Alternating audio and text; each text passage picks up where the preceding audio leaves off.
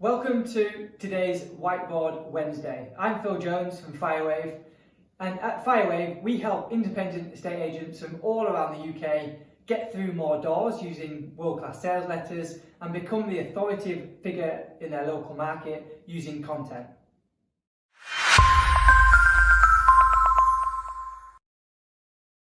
Today's video, I want to talk to you about the best possible vehicle to send the sales letters in. So when it arrives on the doorstep, how do we make sure that it gives the best impression of your company?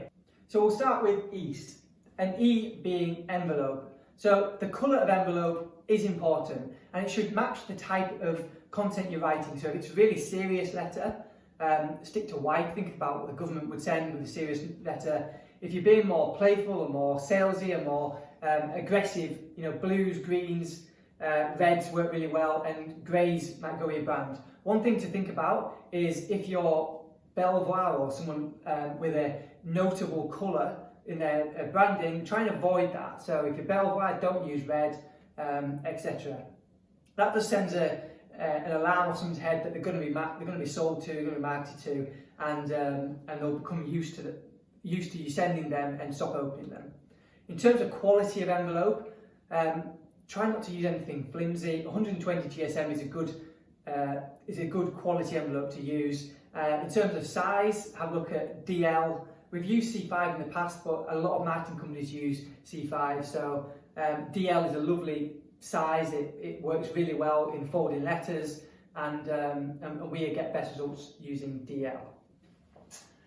To address in this, so write your address as you would on a normal envelope, using blue pen if possible, and handwrite every single address. I know it takes a long time, but your open rate and therefore your response rate and therefore your ROI will be much stronger if you take the time to handwrite the addresses. And you don't need to do them, you can get a member of your team to write them for you.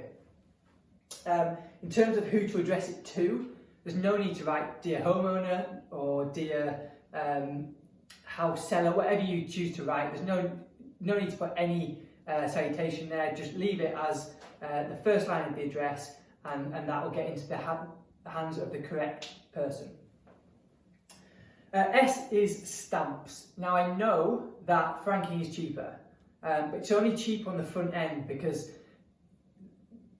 statistically a lot less people open a letter that's franked than it is stamped. If it's stamped, it's almost exciting to receive something that's stamped. The things that general population get with stamps on are birthday cards, Christmas cards. It's usually something exciting. The frank things are more like bills, court letters, whatever it may be. It's usually a negative connotation. So using stamps is really powerful in getting your letters opened, and again that leads to higher response, higher ROI on the end of it. In terms of class, we've tried first, tried second, no difference. If you feel your company fits with first class, feel free to go there. We use second class because there's been no difference on a marketing sense. In terms of timing, this is a really difficult one. You need to think about your ideal client and who this letter is aimed at. Who do you want to open this letter? Around here, a lot of people are retired, and it's very rare that our clients have jobs or places to be throughout the week, and therefore we found that no matter what day we send it, we get a good response rate. So we aim midweek, we don't aim for weekends. If your ideal client is a 4-bed detached house on a lovely estate, you may decide that the person you want to read that letter is at work all week, working long hours, and therefore the day that they would get the time to read your letter is maybe a Friday evening or a Saturday morning, and therefore that's when the letter should land. So they're the 4 things we think about when we're sending our direct mail. So E for envelope, A for address, S for stamps, and T for timing. Now obviously, once you've got all this, you need to have a world-class sales letter in order to get the best return on investment at the end of it. If you need help with that, then you can go to fire-wave.co.uk/start to see if your area is free. We only work with 1 agent per area.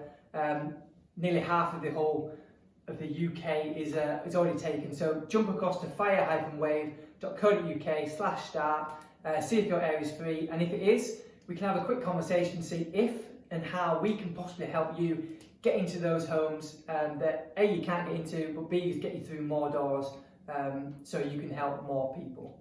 So yeah, jump across, ask us any questions, and we will see you next week.